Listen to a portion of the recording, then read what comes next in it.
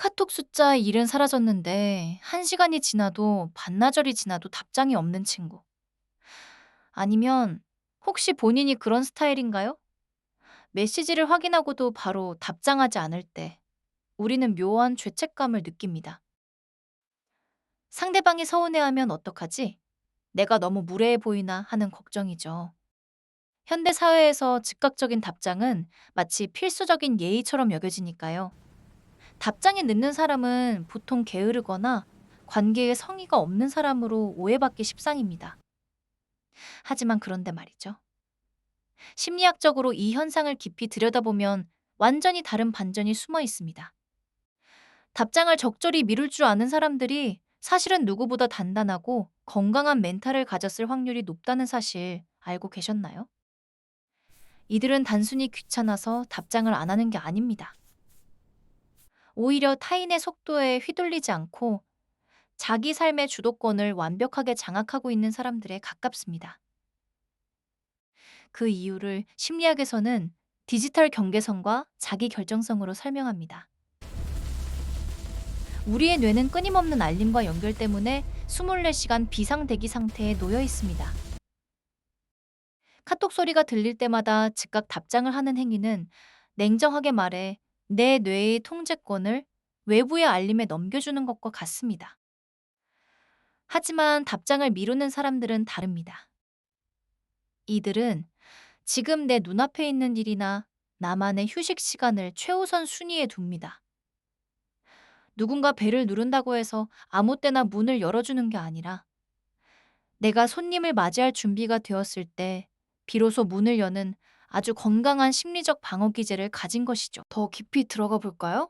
답장을 서두르지 않는 사람들의 두 번째 특징은 바로 높은 정서적 독립성입니다. 불안도가 높은 사람들은 카톡을 확인하자마자 일종의 압박감을 느낍니다. 빨리 답장 안 하면 나를 오해하겠지? 나를 무시한다고 생각하면 어떡하지? 같은 생각들이 머릿속을 지배하죠. 즉, 타인의 반응에 내 감정이 좌지우지되는 상태인 겁니다. 반면, 멘탈이 건강한 사람들은 관계에서 오는 불안감이 현저히 적습니다. 내가 지금 당장 답장을 못 하더라도 우리의 관계가 이 작은 공백 때문에 흔들리지 않을 거라는 깊은 신뢰가 깔려 있는 거죠. 심리학에서는 이를 관계의 대상, 영속성이 안정적으로 형성된 상태라고 봅니다. 굳이 실시간으로 연결되어 있지 않아도 상대와의 정서적 끈을 의심하지 않는 아주 단단한 자아를 가진 셈입니다. 또한 이들은 집중력의 가치를 본능적으로 아는 사람들입니다. 현대 심리학에서 강조하는 몰입 상태는 한 번 깨지면 다시 돌아오는데 평균 20분 이상의 시간이 걸린다고 합니다. 일하는 중이든, 책을 읽는 중이든, 심지어 아무 생각 없이 쉬는 중이든 카톡 답장을 하기 위해 휴대폰을 드는 순간 우리 뇌는 엄청난 전환 비용을 지불하게 됩니다. 멘탈이 강한 사람들은 자신의 에너지를 어디에 써야 할지 명확히 알고 있습니다. 지금 내 눈앞의 현실, 내가 집중해야 할 일에 우선순위를 두는 것이죠.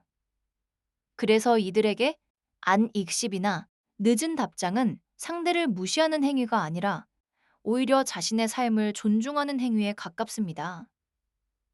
내 삶의 리듬을 카톡 알림 소리에 맞추는 게 아니라 내 스케줄 안에 카톡을 배치하는 아주 주도적인 삶의 태도인 것입니다.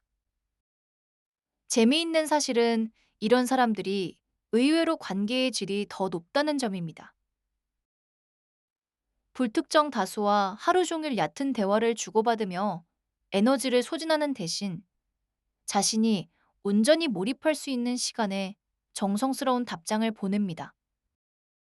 단순히 응, 크크 같은 기계적인 리액션이 아니라 상대의 메시지를 충분히 곱씹고 자신의 진솔한 생각을 담아내는 것이죠. 이들에게 카톡은 휘발되는 소모품이 아니라 진심을 전달하는 진중한 매개체입니다. 하지만 여기서 우리가 꼭 짚고 넘어가야 할 지점이 하나 있습니다.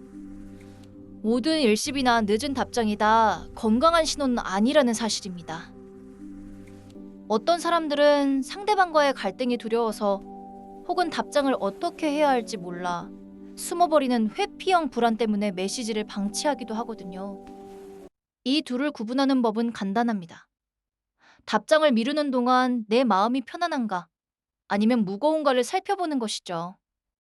건강한 늦은 답장은 내 할 일을 기분 좋게 마치고 여유 있을 때 정성껏 대답하는 것이지만 불안한 늦은 답장은 답장을 해야 한다는 압박감에 시달리면서 정작 휴대폰만 만지작거리는 상태에 가깝습니다. 전자는 나를 지키는 자유지만 후자는 돌봄이 필요한 고립일 수 있습니다.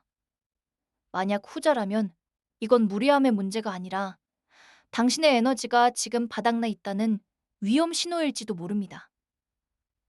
결국 카톡 답장을 조금 천천히 하는 건 1분이 멀다 하고 울려대는 이 시끄러운 세상에서 나만의 리듬을 유지하겠다는 용기 있는 선언입니다.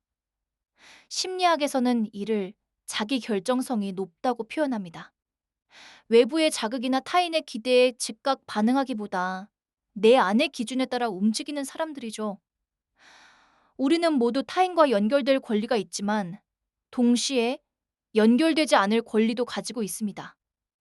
누군가 벨을 누른다고 해서 자다가도 일어나 문을 열어줄 필요는 없는 것처럼 메시지가 왔다고 해서 내 소중한 몰입의 시간을 즉시 중단할 의무는 없습니다. 답장이 좀 늦어도 괜찮습니다. 당신이 무례해서가 아니라 당신의 삶이 그만큼 소중하기 때문이니까요. 오늘 영상을 통해 그동안 왠지 모르게 느꼈던 답장에 대한 부채감을 조금은 내려놓으셨으면 좋겠습니다.